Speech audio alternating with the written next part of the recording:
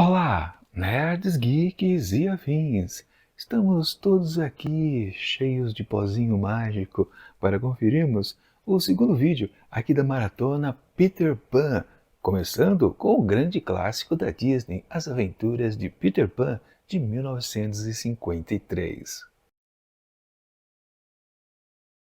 Pois bem, pessoal, sim, o grande clássico que faz com que praticamente todo mundo saiba o que é exatamente Peter Pan. Pois é, sim, Walt Disney que construiu no nosso imaginário essa figura desse garoto que não queria crescer.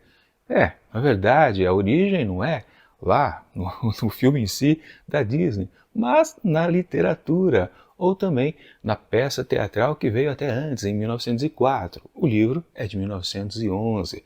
Mais detalhes a respeito desta história aqui, da parte literária que eu quero dizer, você encontra no primeiro vídeo aqui da maratona. Vou deixar o link aqui em cima e, claro, um vídeo um pouquinho diferente, porque ele não faz parte aqui do Imantado Nerd, mas sim lá do meu outro canal, dedicado à literatura, chamado Imantado de Livros. Dá uma olhada no link e confere o que eu falei a respeito de tudo que há por aqui no original, que é o que importa de fato, porque, claro, estamos fazendo essa maratona justamente para preservar o que é Peter Pan, já que a própria Disney resolveu esculhambar com o seu clássico, que é o assunto de hoje, sim, o filme de 1953. Aliás, falando nele, o que foi que Peter Pan, ou melhor, o que o Walt Disney fez com Peter Pan? A gente pode até considerar uma coisa, ele se baseou na verdade no quê? Foi no livro ou foi na peça teatral? Eu não tive acesso ainda ao texto da peça. Se eu não me engano, existe uma edição publicada aqui no Brasil que sim, consta lá o texto da peça. Um dia eu vou adquirir para ver se tem muita diferença do que temos por aqui. Acredito, claro, que o que temos aqui na literatura é uma expansão daquela história que, claro, o grosso dela, toda a base, estava lá na peça. Então, por isso, a gente pode concluir que talvez o Disney tenha se inspirado nas duas coisas, com certeza. Uma curiosidade a respeito desse filme de 53. Na verdade, a primeira vez que o Disney quis transformar ou a peça ou então a literatura num produto seu foi lá pelas bandas de 1935. Pois é, antes mesmo do lançamento do primeiro filme de animação do mundo, que foi Branca de Neve e os Sete Anões. Ou seja, o Disney planejava fazer com que Peter Pan fosse a sua segunda animação. Pois é, mas ele não conseguiu, na verdade, os direitos não estavam disponíveis, se não me engano, estava nas mãos da Paramount. Depois ele acabou comprando, mas isso é outra história. O que vale, e principalmente eu já comentei no vídeo anterior, é que a Segunda Guerra Mundial até atrapalhou também a produção desse filme. Ou seja, depois de muito tempo que enfim ele colocou nas telonas essa sua versão. E, em se tratando de versão, ele respeitou exatamente o original? Seja lá de que forma ele tenha obtido? Sim, a gente pode dizer que tudo que a gente encontra aqui na literatura, e com certeza também na peça teatral, o Disney pegou e conseguiu adaptar de uma maneira muito interessante, válida, e principalmente porque ele matutou. Isso fazendo a pesquisa a gente acaba descobrindo que ele tentou sim outros caminhos de contar essa história, ou seja, a sua maneira. Mas no fundo, ele sempre acabava percebendo que o grosso da história, o que importava de fato, ou a sequência de eventos, estava melhor assim descrito aqui. Não precisava inventar moda, era apenas seguir o que já estava determinado pelo criador de tudo isso, James M. Barrie. Sim, ele pensou e fez certo, por que eu vou estragar? Sim, um grande empresário faz isso. Ele quer colocar a sua versão, quer dar seus palpites, seus pitacos, mas no fundo, ele não pode nem deve desrespeitar o original do que ele está se baseando, principalmente quando temos algo sólido como um texto teatral e também uma literatura, um texto muito interessante, aliás, diga-se de passagem, mas eu falo bastante bem desse livro lá no outro vídeo. Sim, o Disney, ele não só respeitou tudo que havia de bom na história, como também colocou aí sim o seu toque pessoal, que é exatamente transformar o produto em algo familiar. A história em si, ela já tem o conceito de família muito embutido, principalmente na questão da maternidade. E isso até alguns críticos lá na época de lançamento do filme meio que reclamaram. Não, essa animação da Disney não tem o mesmo peso que tem na literatura do Barry. Claro, eu posso concordar com isso de uma maneira muito clara, porque inclusive, se você for analisar numa visão bem geral, logo de cara, o texto, você percebe, peraí, isso não é apenas literatura infantil, ela é voltada também aos adultos. Ou seja, essa parte mais cabeça, digamos assim, que um adulto possa compreender mais, principalmente os tons trágicos dessa história, claro, o Disney cortou isso da animação. Ele trouxe, claro, a pegada familiar, ou seja, os adultos levam as crianças ao cinema e todo mundo se diverte. Sim, ele tirou toda a parte que pudesse soar muito pesada ao assunto. Eu até me espantei, na verdade, quando eu vi a animação, que ele manteve até uma morte que há aqui de um pirata. Assim, quando o Capitão Gancho, o vilão aqui da história, faz uma maldade com seus próprios comparsas. Pois é, de uma maneira meio gratuita, ele liquida um pirata. E aqui no filme acontece a mesma coisa. Aliás, de uma maneira acho que mais banal ainda, porque o pirata, vocês lembram, né? Ele está cantando lá em cima do Master principal e simplesmente o Capitão Gancho está de saco cheio da vida e dá um tiro nele. O que é muito bom. Eu me espantei que na época o Disney fazia essa... não tinha problema em fazer isso na verdade, né? Embora lá já existisse o código rigoroso, né? De não macular, né? As ideias das crianças, enfim. Mas não precisou, digamos assim. Mas claro, em outros pontos, aí o pessoal abusou para deixar esse produto aqui, classicão, uma bela de uma polêmica em anos vindouros. Mas depois a gente fala sobre isso. Voltando ao assunto, eu até falei aqui, né, do próprio vilão da história, mas o que vale sim é o menino que não queria crescer, Peter Pan. Ele é bem representado aqui nessa animação? Com certeza. Claro, eu não preciso de novo resumir qual é a história. Todo mundo está careca de saber. É justamente esse tal Peter Pan que vive na Terra do Nunca, sai lá da ilha, vai para Londres, encasqueta de querer convencer a Wendy a ir para a Terra do Nunca para contar histórias, para ela atuar como se fosse uma mãe para os garotos perdidos. A reboque, ele acaba levando os dois irmãos dela, Miguel e João. A aventura então é transferida para a ilha, para a Terra do Nunca, e tudo lá acontece envolvendo piratas, sereias e também os tais índios já comentados. A história em si todo mundo conhece, né? E como eu comentei também no vídeo anterior, todo mundo conhece a história mesmo que nunca tenha tido contato com ela, seja lendo o livro, seja vendo a animação da Disney, vendo alguma versão da peça teatral. Todo mundo sabe que é a história de Peter Pan. Eu não preciso explicar, para falar a verdade. O conceito de não querer crescer ou não precisar crescer é algo que todo mundo entende e não precisa de demais explicação. Todo mundo já gosta de Peter Pan, mesmo talvez nunca tendo curtido ele de fato. Mas, de novo, reafirmo, vocês precisam ler este livro. Aliás, eu deixo aqui na descrição do vídeo um link da Amazon para você poder adquirir esta publicação. Naquele esquema, pessoal, é uma forma de você ajudar o canal, porque se você entra na Amazon, se valendo do link que eu deixo por aqui, a empresa acaba sabendo que foi eu que fiz a indicação e, caso vocês façam alguma compra, seja do próprio livro ou de qualquer outro produto, eu acabo ganhando aquela comissãozinha de vendedor. Aproveitei para fazer o jabá, não custa nada, né? Enfim, sim, é uma história que todo mundo conhece, não precisa de demais explicações. O ponto central é realmente saber se o Disney fez uma boa versão.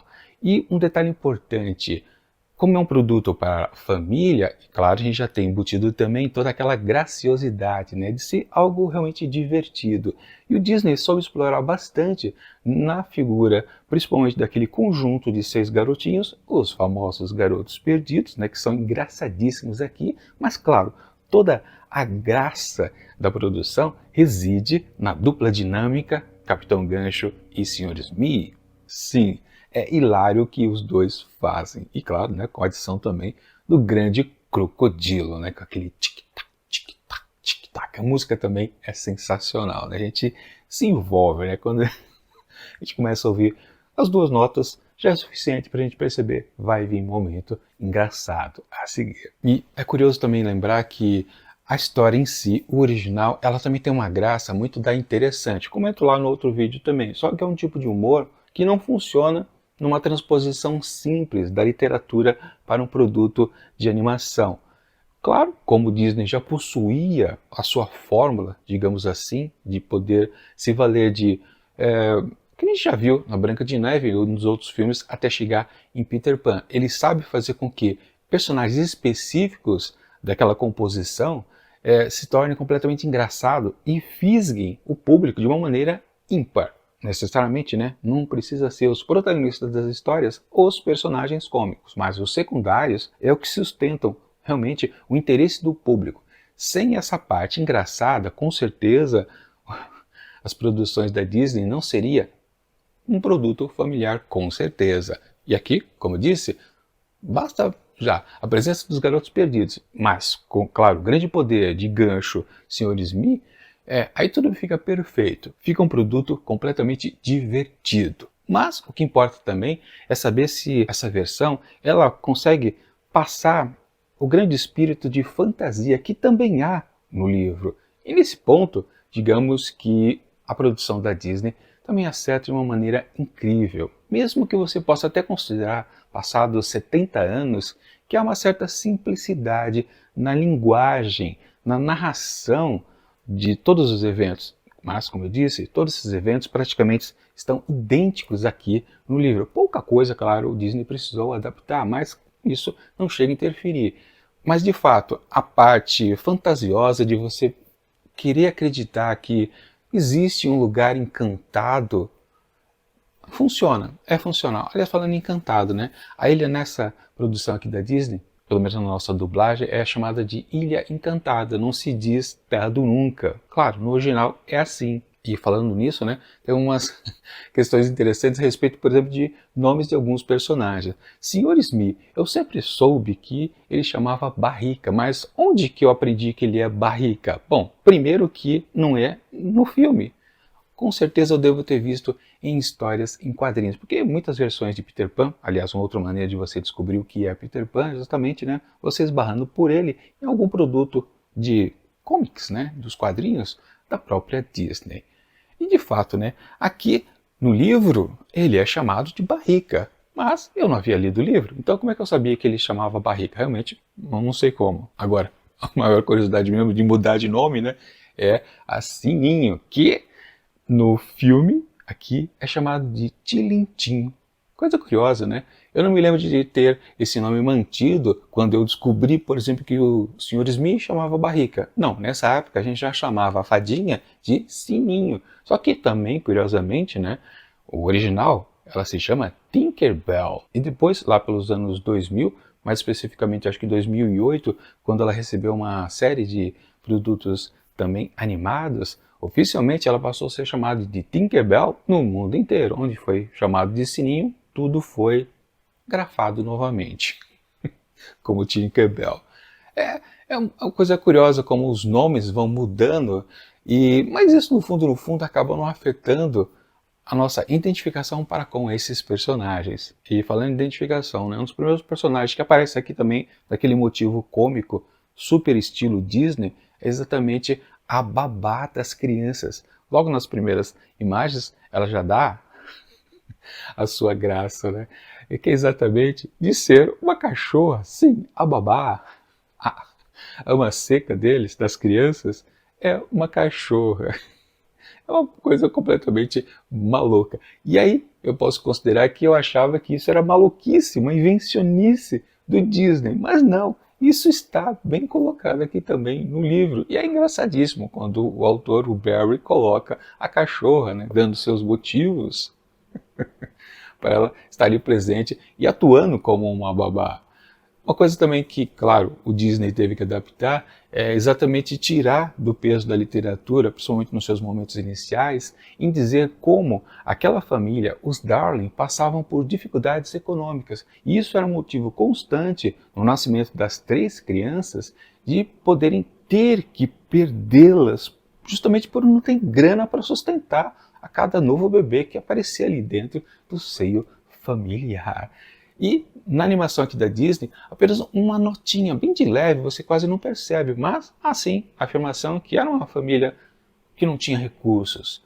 Quando os Darling estão saindo na primeira cena do filme para ir a uma festa, e é justamente o motivo das crianças estarem sozinhas quando Peter Pan chega, a senhora Darling comenta, aliás, a própria Wendy percebe: mamãe, você está muito bonita, e ela diz: eu reformei um vestido que a gente tinha aqui, dei um jeitinho para poder ir nessa festa. Ou seja, é um indicativo, de uma maneira muito clara, apenas com uma linha de diálogo, que a família assim não tinha grandes recursos. Sim, são aquelas sutilezas. Você às vezes não precisa pesar no texto ali do roteiro com falas, né, completamente explícitas de uma certa situação social de personagens.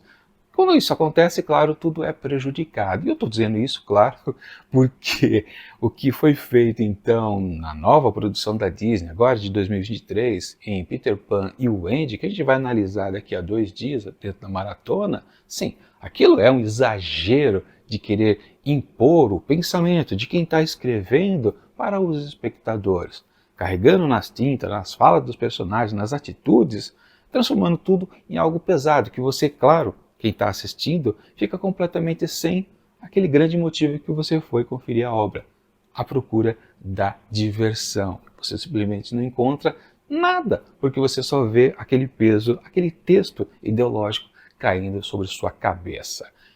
Como eu disse, o texto original tem uma pegada séria, voltada para os adultos. O Disney meio que limou tudo isso, mas ele não deixou os dois conceitos básicos, que sim, era uma família que não tinha recursos, onde ele passou apenas numa fala da personagem, simplesmente eficiente. E outra coisa, claro, muito mais importante, que é o motivo da Wendy ser uma personagem também protagonista dessa história. Não é apenas Peter Pan, ela também é importante, porque ela representa a maternidade dentro das famílias. A importância de existir a mãe, justamente para crianças. Isso é passado de uma maneira também bem en passant pelo texto aqui do filme.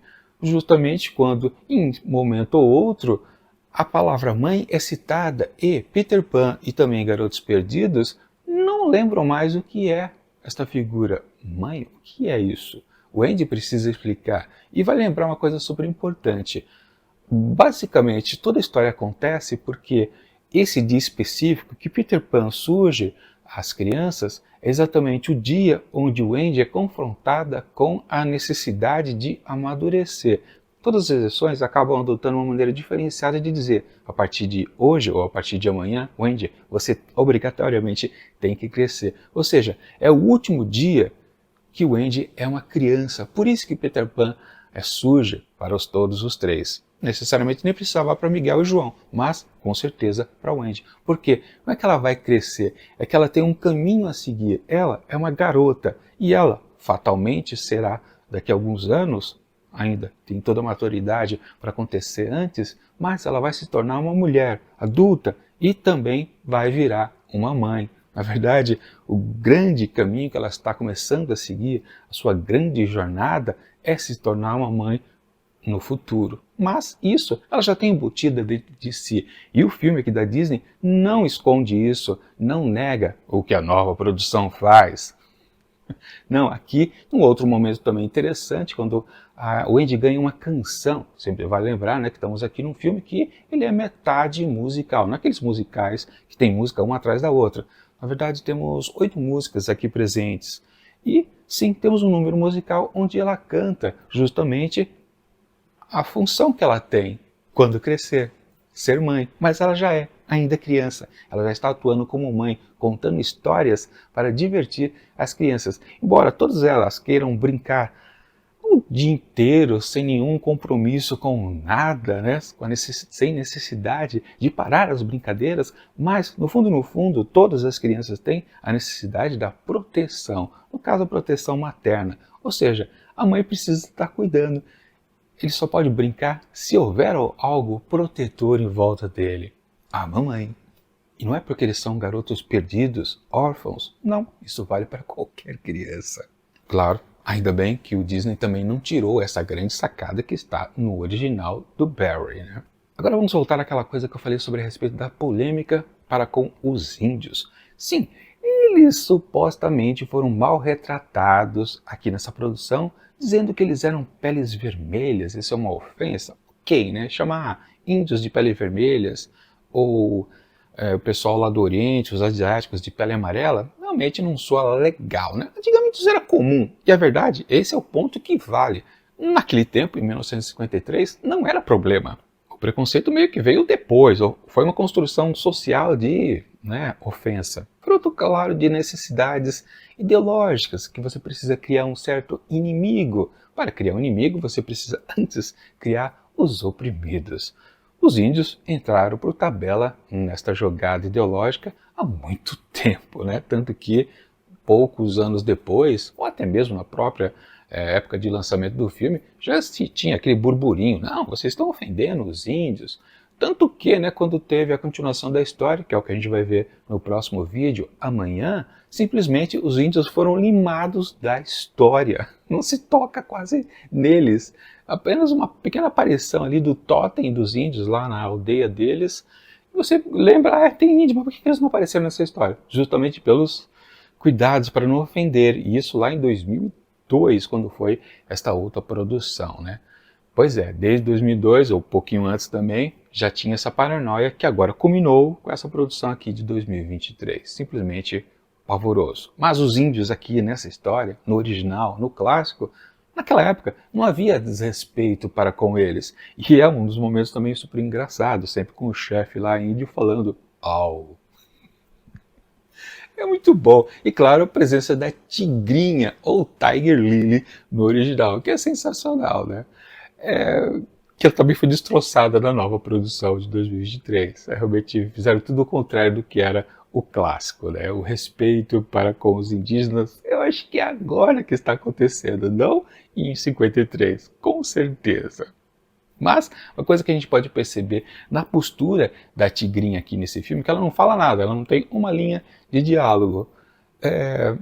Ela tem uma postura de certa altivez, com o queixinho levantado, que você percebe isso imediatamente quando o Capitão Gancho está confrontando ela, na verdade, a colocando numa situação completamente perigosa para morrer afogada ali na caverna da caveira, que você vê como ela não vai trair o amigo Peter Pan, porque sabe que Capitão Gancho vai querer fazer mal a ele, mas ela mantém a altivez, sempre com o queixinho elevado, e depois a gente vê isso novamente com a Indy, quando ela está lá na prancha, no navio pirata, para ser lançada ao mar e morrer afogada. Do mesmo jeito, as duas questões das duas garotas, né? Mas ela também levanta o queixo ao Andy. Isso é uma demonstração, lá naquela época de 53, que as mulheres, embora estivessem numa situação que estão representadas como fracas, incapazes de reagir por conta própria, no fundo, elas, com aquela altivez que elas estão demonstrando,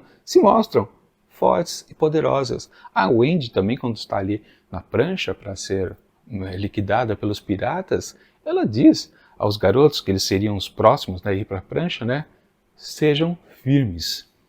Seja, mesmo assim uma coisa que a tigrinha havia feito no começo do filme. É muito bacana o que faz a representação feminina também dessas duas personagens. De novo, não precisa haver empoderamento em quem já é poderoso, né? Mas questões dos novos tempos. Simplesmente você percebe que Tigrinha é forte sem abrir a boca, sem falar nenhuma frase de efeito.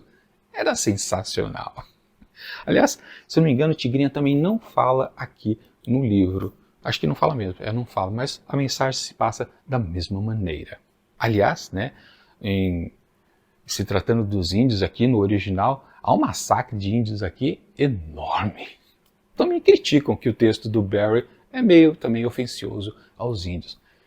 Aquela forçação de barra sempre, né? Fazer o quê, né?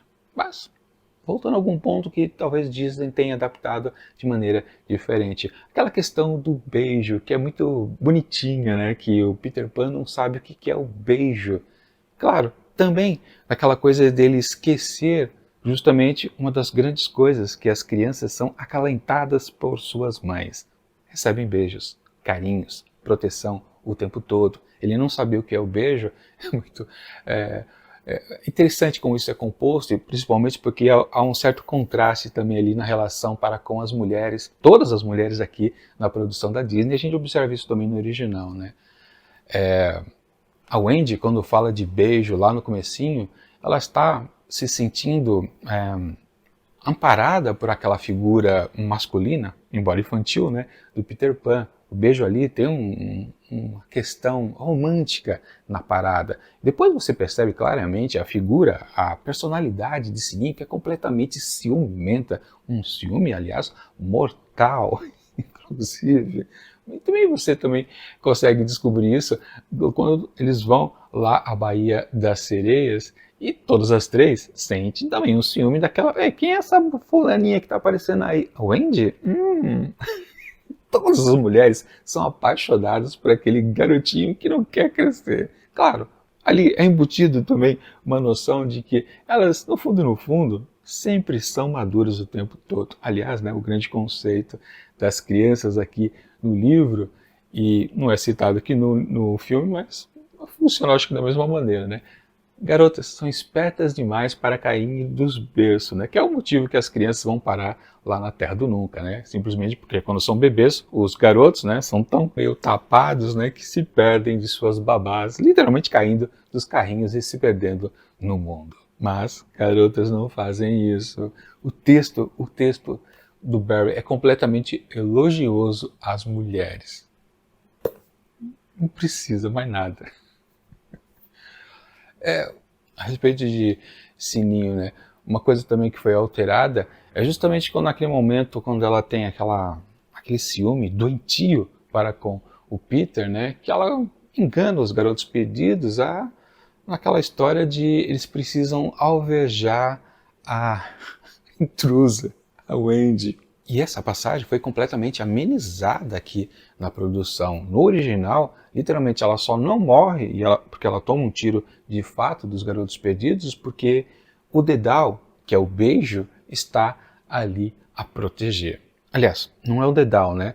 É uma conchinha que o Peter dá. O Andy dá um dedal para o Peter dizendo que é um beijo, né? E ele retribui dando também um beijo a ela, mas ele dá um colarzinho que ele tem, que se não me engano é uma concha, né? Ou algo parecido com isso, uma casca de árvore, não sei o que é, mas é algo, claro, sólido, né? Quando ela toma o tiro, né? Ela está voando, toma o tiro de um dos garotos perdidos, ela sobrevive por causa disso, por causa do beijo também, por causa do afeto, por causa do carinho. Outra mensagem também muito importante, né? Claro, aqui o Disney ele corta essa parte do beijo na relação com o dedal, mas não interfere, para falar a verdade, porque ele não corta para mudar o conceito, ele tira apenas de cena para deixar um pouco mais leve aquele ataque dos garotos perdidos em cima da Wendy, não deixar tão trágico. Só isso. Ele não quer passar essa visão de 70 anos depois, não, mulheres não podem ser ofendidas sequer em metáforas. Não, não era isso que ele fez lá naquela época. Ele só quis simplificar essa história, deixar um pouco mais familiar aos olhos dos espectadores no cinema. Embora, né, contraditoriamente, né, ele tenha mantido a morte do pirata. Coisas interessantes que acontecem numa adaptação, né, de quem não quer deturpar a obra em si. Sim, o grande trunfo aqui então dessa animação clássica de 1953 é, de fato, pegar tudo que o James M. Barrie definiu, tanto na peça teatral quanto no texto aqui da sua literatura, deixar de uma maneira respeitosa, sem fazer grandes mudanças. E claro, lembrando de novo, tudo que ele tentou tornar diferente, ele pensou, refletiu e chegou à conclusão. Não, vamos deixar do jeito que estava no original. Ali estava tudo certo. Vamos respeitar também essa condução simples da história, porque a gente pode considerar que não há nada de complicado na trajetória do que acontece nessa aventura ali na Terra do Nunca. Não há nada complexo, é de uma simplicidade simples de entender. De uma maneira básica, o filme passa esse discurso. A gente precisa crescer, mas no último dia possível, nós podemos ter a nossa única e definitiva aventura. A gente pode ser criança ainda, pelo menos uma vez, com certeza. E uma coisa curiosa também que a gente percebe aqui, tanto no original quanto em todas as adaptações, é que as crianças, o tempo todo, elas estão brincando de Peter Pan, né? Enfrentando todos os perigos possíveis, principalmente, né, duelando com o Capitão Gancho. Mas no fundo, quando o Peter aparece, então, justamente nessa data limite para o Andy, todos os três, tanto o Andy, Miguel como o João, eles sabem quem é Peter Pan, mas quando olham para ele, então é você que é Peter Pan?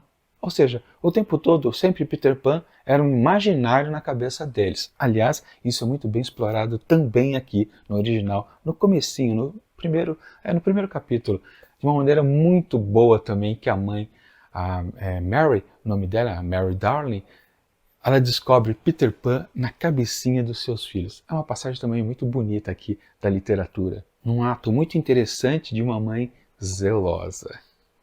Não tem isso aqui também no filme, mas não tem problema, não é uma grande perda, com certeza. Aliás, no filme, né, só para botar também alguma diferenciação, a mamãe Darling, ela sabe que o Peter perdeu a sombra, até deixa, ela que coloca dentro da gaveta, para depois ele acabar encontrando. Aqui na animação é o Andy que guarda, né, porque Naná conseguiu agarrar num certo dia anterior. Enfim.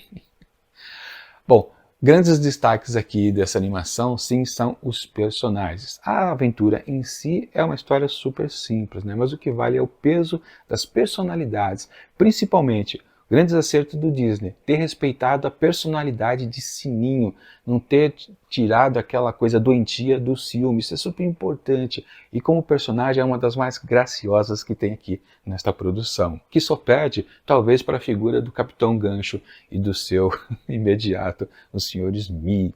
Peter Pan também tem toda a sua graça, a sua grandiosidade, justamente porque ele é a figura do herói, ele está ali para isso. A gente pode até considerar que é um personagem simples, mas como ele é o protagonista da história, ele funciona muito bem, assim como o Andy, que está, claro, na carga dramática ali da necessidade de curtir o último momento da infância. E como eu disse também, né, o arremate ali dos Garotos Perdidos é sensacional. Tigrinho também, claro. Todo mundo aqui é importante. Não tem como dizer que o Disney acertou exatamente porque ele conseguiu pegar tudo que havia de bom no original, não estragar, colocar umas pitadinhas disneyanas e ficar tudo então perfeito. Sim, As Aventuras de Peter Pan, de 1953, é um clássico porque é um filme que funciona mesmo 70 anos depois. E quando você compara com uma bela de uma porcaria feita agora, naquele revisionamento que a gente vai ver daqui a 2 dias com o Peter Pan e o Andy, caramba! O clássico, ele é perfeito porque ele era simples, conseguia passar nessa simplicidade grandes mensagens, a base de toda a história. Por que crescer? Por que eu preciso crescer? Eu preciso crescer? São várias perguntas que você consegue fazer assistindo a essa animação aqui. De uma maneira simplificada, ela consegue alcançar tudo o que há de importante e de sério aqui na literatura original lá de 1911. Pois é, não precisa complicar. Basta fazer um feijãozinho com arroz e colocar uma pitadinha assim de genialidade que fica perfeito. A minha nota, então, para As Aventuras de Peter Pan, de 1953, classicão da Disney, é óbvio. 5 asteriscos. Sensacional. Um produto inesquecível. Agora eu pergunto para vocês. Vocês acham uma grande de uma animação ou é um filme meia boca? Talvez vocês nunca tenham entendido de fato a história porque nunca leram o livro. De novo, leiam essa obra. É muito boa também. Bom, conto com a presença de vocês para as próximas etapas aqui da Maratona Peter Pan. Amanhã vamos dar uma visitada justamente na continuação lá do ano de 2002. De volta à Terra do Nunca. Com Peter Pan e... o Andy de novo? Não, não é o Andy. Mas não vou dar spoiler agora, né? Quem sabe você ainda não viu a animação? Todas as animações estão lá na Disney Plus, né? Bom, até amanhã e tchau!